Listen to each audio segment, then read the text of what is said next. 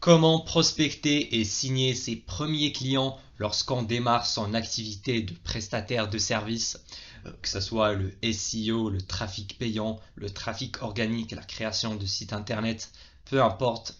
Eh bien, dans cette vidéo, je vais te dévoiler 4 méthodes efficaces que tu peux implémenter dès aujourd'hui. Donc reste attentif jusqu'à la fin. Bonjour, c'est Elias et bienvenue à toi sur ma chaîne où je t'aide à créer et développer ton activité d'agence de marketing SMMA ou ton activité de consulting. Donc si tu es intéressé par le sujet, n'oublie pas de t'abonner à cette chaîne et à me laisser un petit like si ce n'est pas encore fait. Alors avant de te donner les méthodes, il faut déjà que je t'explique les deux bases essentielles avant de commencer ta prospection. La première, c'est la confiance en soi et la deuxième, c'est l'organisation. Donc déjà, commençons par la première. Je remarque qu'il y a beaucoup de débutants qui commencent leur agence ou leur activité de consulting et qui me disent je me sens pas trop légitime d'aller démarcher et parler à des chefs d'entreprise pour leur vendre mes services, ou bien t'en as qui me disent je suis pas très sûr de pouvoir leur apporter les résultats que je vais promettre pendant le rendez-vous, ou bien je sais pas comment paraître crédible devant un prospect ou un client potentiel. Eh bien, pour répondre à toutes ces questions, il faut déjà se dire que c'est normal quand tu débutes quelque chose, c'est ce qu'on appelle le syndrome de l'imposteur. En fait, on se sent comme un imposteur tout simplement, qu'on n'a pas une certaine légitimité sur le marché, qu'on n'a pas d'expérience et qu'on va quand même vendre ça à des clients. Et pour le vaincre, je vais te donner une petite astuce. Imaginons que tu proposes Facebook Ads au sein de ton agence, comme je fais moi par exemple. Eh bien, si tu regardes une trentaine, une quarantaine de vidéos YouTube sur le sujet, voilà, en te formant même gratuitement. D'ailleurs, je t'invite à regarder sur ma chaîne, j'en ai posté pas mal de vidéos sur le sujet. Eh bien, tu connais plus que 99% des chefs d'entreprise. Donc voilà, ça va immédiatement t'enlever ces freins de ta tête parce que en se formant, on va en fait anéantir cette peur-là de ne pas pouvoir apporter des résultats. Voilà, d'ailleurs sur mes vidéos sur Facebook Ads, je te montre concrètement sur mon écran comment lancer des campagnes. Voilà, je te montre des campagnes clients, etc. Donc avec ça, tu vas être bien rassuré, crois-moi. Et puis peu importe ton domaine, si tu fais des tunnels de vente, si tu fais la création de sites web, voilà, tu te formes et comme ça, tu vas bien sûr avoir plus de connaissances que ton prospect en face et du coup, tu vas être une figure d'autorité dans ses yeux. Imaginons, je suis en consultation avec un prospect, c'est ce qui m'arrive le plus souvent. Et bien, des fois, je tombe sur le responsable marketing et j'ai un rendez-vous de vente avec lui. Eh bien, ce que j'ai remarqué, c'est que les responsables marketing, en fait, ils sont des personnes diplômées, en général d'une école de commerce. Ils ont juste les bases théoriques, en fait. Ils ne savent même pas comment créer une campagne Facebook, comment lancer une campagne sur Google AdWords. Ils ont juste tout ce savoir-là en théorie, mais pour le mettre concrètement en place, imaginons pour apporter des leads pour une agence immobilière ou bien pour apporter des ventes sur un site e-commerce, eh ben, ils ne le savent pas. Moi-même, j'étais surpris un peu de ce fait-là. Voilà, quand j'ai débuté, je regardais juste des vidéos YouTube et j'avais beaucoup plus de connaissances sur le marketing que 99% des responsables marketing que j'ai pu rencontrer. Donc crois en toi, crois en ta capacité à délivrer les résultats nécessaires. Voilà, même si tu n'es pas encore parfait, ça ne sert à rien de perdre beaucoup de temps à apprendre une compétence que tu n'as même pas encore en fait la validation du marché. Imaginons tu veux vendre voilà, des tunnels de vente. Bah ça sert à rien de se former sur des tunnels de vente pendant un an ou pendant 6 mois. Voilà, en quelques semaines, en quelques mois maximum, tu peux apprendre les bases et tu peux directement confronter le marché, vendre ton service et apprendre derrière un peu sur le tas. Maintenant, peut-être tu vas avoir la peur de se dire j'ai pas d'études de cas concrètes à montrer, j'ai pas de réalisation et j'ai peur que le prospect me demande voilà quel est mon portefeuille client, quels sont mes clients précédents, qu'est-ce que j'ai fait. Eh bien, il y a plusieurs méthodes pour contourner ce problème-là. La première méthode, c'est de jouer la carte de l'honnêteté. Donc imaginons, tu es face à ton prospect, tu lui dis, voilà, là je viens de démarrer mon activité, j'ai pas encore d'expérience, mais je suis quelqu'un de motivé et je vois que je peux apporter à ton entreprise de tels résultats parce que je me suis formé, j'ai plein de connaissances à propos du sujet. Donc c'est un discours qui peut marcher sur certains types de prospects. Voilà, ils voudront voilà, t'aider dans ta croissance, dans ton démarrage, surtout si ils font partie de ton cercle d'amis, de connaissances, etc. Mais malheureusement, pour un certain type de prospects, ça peut les repousser. Donc voilà, ils veulent pas travailler avec des débutants, ils veulent déjà des gens qui ont des résultats. Voilà, tout simplement. La deuxième méthode, voilà, je suis pas très fan, mais c'est tout simplement de mentir. Voilà, dire, voilà, j'ai fait tel résultat à tel client, j'ai déjà travaillé avec telle entreprise, moi mon associé a fait telle chose. Voilà, c'est tout simplement ce qu'on appelle en anglais fake it until you make it. Donc tu vas faire semblant comme si tu as eu déjà une grosse agence avec plein de gros clients. Etc. Moi, je suis pas du tout fan parce que les clients vont le reconnaître au bout d'un moment. Par contre, ce que tu peux faire, c'est si tu travailles par exemple avec un prestataire ou un média buyer, et ben, utiliser leurs études de cas, leurs résultats que tu pourras montrer à ton client. Et dans ce cas-là, ça serait pas mentir parce que les résultats que tu vas délivrer vont être faits par tes prestataires. Et puis, tu as la troisième méthode, et c'est ma préférée, c'est tout simplement d'éviter cette question-là en amont. Comment on va l'éviter? Ben, tout simplement en montrant notre expertise. Il faut vraiment étaler ton expertise, tes connaissances pendant ton rendez-vous de vente. Il faut vraiment prendre une posture de professeur, donc voilà, de prof qui va donner de l'information comme une figure d'autorité. Voilà, tu vas parler en tant qu'expert et montrer à ton prospect ce que tu peux lui faire et lui mettre en place pour son entreprise. Voilà, moi dans plein de rendez-vous, je leur dis, voilà, moi je vais te faire ça, ça, ça, ça, et à la fin du rendez-vous, le prospect me pose même pas la question si j'avais bossé avec quelqu'un d'autre avant, parce que rien qu'avec ma manière de parler, avec voilà, ma confiance en moi, ça se ressent également, et ben il va pas, en général, il ne pose pas ce genre de questions. Et puis, tu peux même aller plus loin en montrant des études de cas avec d'autres entreprises qui sont les concurrents de ton prospect. Imaginons, j'ai un rendez-vous avec un garage automobile et que voilà, j'ai pas de résultat, et ben, je vais leur montrer, regardez, cette publicité-là a été lancée par tel garage dans la même ville et il est en train de gagner tant de clients avec ça. Donc, est-ce que tu as encore des doutes? Voilà, donc ça, c'était une petite astuce que tu peux mettre en place également. Maintenant, la deuxième base, c'est l'organisation. Qu'est-ce que je veux dire par là? Eh ben, tout simplement, il faut avoir une routine journalière de prospection. Vraiment, tous les jours, il faut que tu bloques minimum 1 heure dans ta journée que tu vas consacrer à la prospection.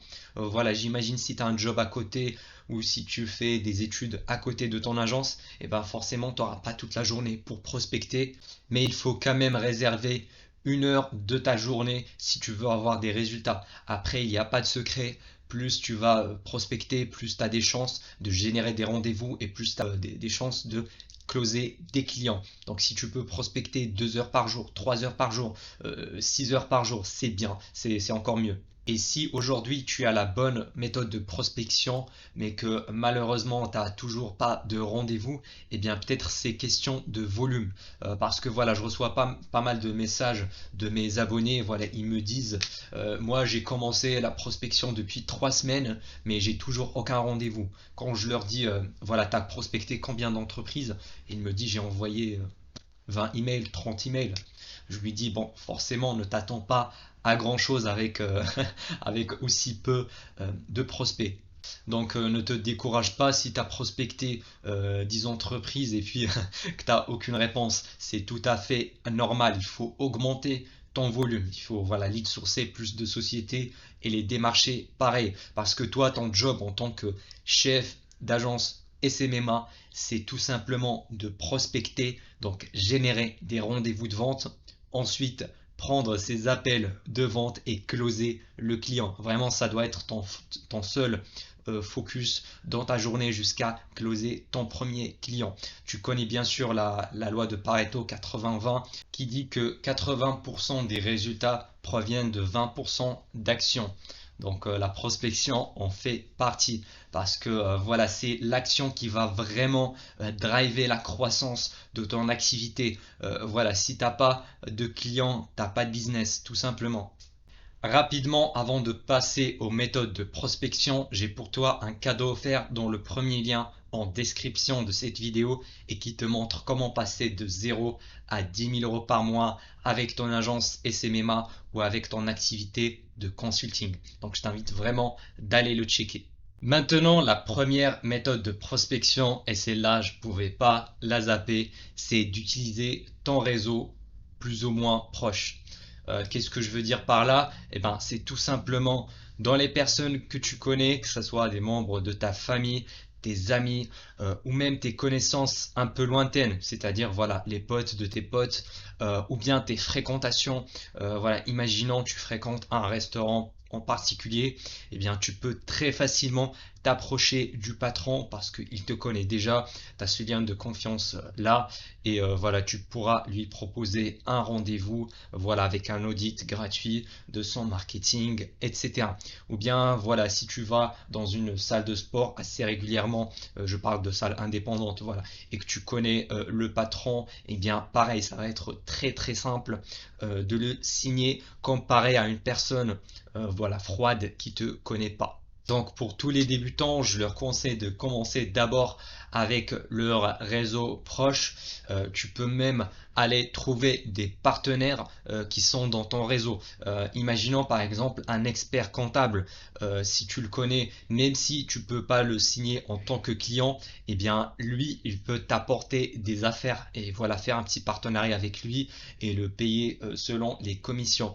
Parce que comme tu le connais déjà, un expert comptable a vraiment un gros portefeuille de ses clients qui sont des entreprises qui font des bilans comptables. Voilà, ils gèrent toute leur paperasse tout simplement et ces chefs d'entreprise font confiance à leur expert comptable. Donc si tu arrives à le convaincre, tu vas avoir beaucoup d'opportunités. D'ailleurs, ce qui m'a donné cette idée-là, c'est que je connais un ancien pote et son frère est un expert comptable. Du coup, quand il a voulu démarrer son activité d'agence, donc il était dans la création de sites web, et ben son frère lui a apporté de tête, il m'avait dit entre 8 et 10 clients le premier mois. Voilà, c'est juste impressionnant le portefeuille là. Après, il n'y a pas que les comptables, ça peut être par exemple d'autres entreprises, d'autres agences qui proposent un service complémentaire à toi. Imaginons, toi tu fais du trafic payant, et ben tu peux aller démarcher, faire un partenariat avec une autre agence qui fait du SEO ou du community management. Ou bien collaborer avec des agences marketing à l'ancienne qui font par exemple des pancartes, des panneaux 4x3, des fiches publicitaires et voilà, prendre leur portefeuille client. Comme ça, tu pourras les orienter vers des solutions digitales. Après, tu peux également faire des rencontres avec des chefs d'entreprise physiquement lors des workshops ou des meet-up entrepreneurs. Voilà, tu as plusieurs sites spécialisés dans ça, comme par exemple le BNI Network, comme par exemple Meetup, l'application. Et si tu es extraverti, je pense que c'est un très bon moyen pour démarrer et tester directement ton offre en temps réel. Voilà, moi personnellement, je suis introverti, donc je ne l'ai jamais fait par moi-même, mais ça existe. Deuxième méthode, c'est le cold calling ou la prospection téléphonique à froid. Donc c'est vraiment très connu dans le milieu parce que c'est une méthode qui est vraiment hyper efficace et rapide parce que tu as directement en fait le contact avec ton prospect et tu peux tester ton offre très rapidement. Donc imaginons toi tu veux offrir du community management à des restaurants, disons. Et puis voilà, tu commences à prospecter par téléphone, tu as fait peut-être 200, 300 appels et tu n'en as aucun qui a accepté un rendez-vous avec toi.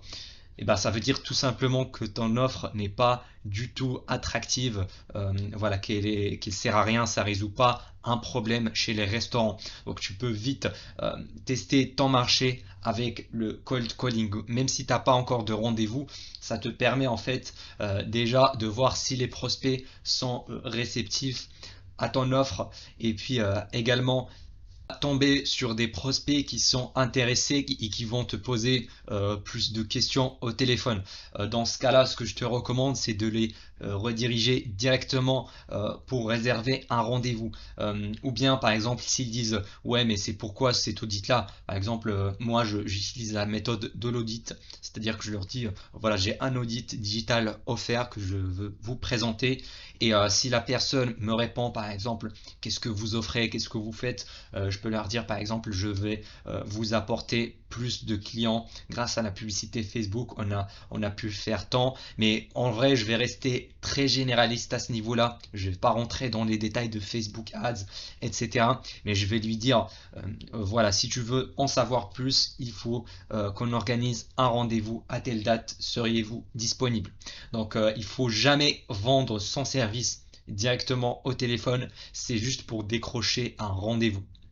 Le meilleur conseil que je peux te donner pour être un bon cold caller, c'est tout simplement d'être humain un maximum et ne pas suivre un script comme ça à la lettre. Parce que moi, quand j'ai débuté avec le cold calling, j'ai fait cette erreur-là. En fait, j'avais un script que j'ai noté et c'était limite comme si je lisais le script et ça s'entendait en fait au niveau de ma voix. Donc les scripts, c'est à éviter. Tu peux juste avoir une idée générale et puis parler avec tes propres mots. Voilà, pour pas donner l'impression d'être en train de lire un script banal. Mais comme je sais qu'il y a pas mal de personnes qui sont pas du tout à l'aise avec le cold calling, on va passer à la troisième méthode qui est le cold messaging sur les réseaux sociaux et principalement LinkedIn et Instagram parce que on va pouvoir également créer du contenu. Donc, elle consiste à envoyer des messages aux chefs d'entreprise qui ne nous connaissent pas ou qui ne sont pas encore dans notre réseau. Donc, quand je parle d'Instagram, c'est soit l'Insta professionnel, mais c'est préférable d'envoyer sur Instagram personnel du patron directement. Et l'avantage de cette méthode comparée au cold emailing par exemple, c'est qu'on a un taux d'ouverture et de réponse qui est bien supérieur aux emails parce que tout simplement on va pas tomber dans les spams, c'est plus facile à lire et à répondre par message qu'au lieu de taper un email. Donc j'ai déjà fait plein de vidéos sur le cold messaging, mais le meilleur conseil que je peux te donner, c'est de créer une discussion sincère au début de ta conversation. Voilà, la grosse erreur, c'est que voilà, tu commences à envoyer directement un message de prospection. Bonjour, je suis chef d'une agence marketing, j'aide les chefs d'entreprise à développer leur chiffre d'affaires. Ça ne marche pas et encore moins les messages copier-coller. Tu dois vraiment personnaliser tes messages à 100% et puis voilà, discuter pendant les 2-3 premiers échanges sur par exemple un point commun, même s'il n'a pas vraiment de relation avec le business. Ça peut même être un sujet plus personnel. Et puis l'avantage de LinkedIn et d'Instagram, c'est que tu pourras créer du contenu en même temps. Donc sur LinkedIn, tu peux écrire des posts, mettre des vidéos, voilà, des publications qui vont aider ton prospect cible.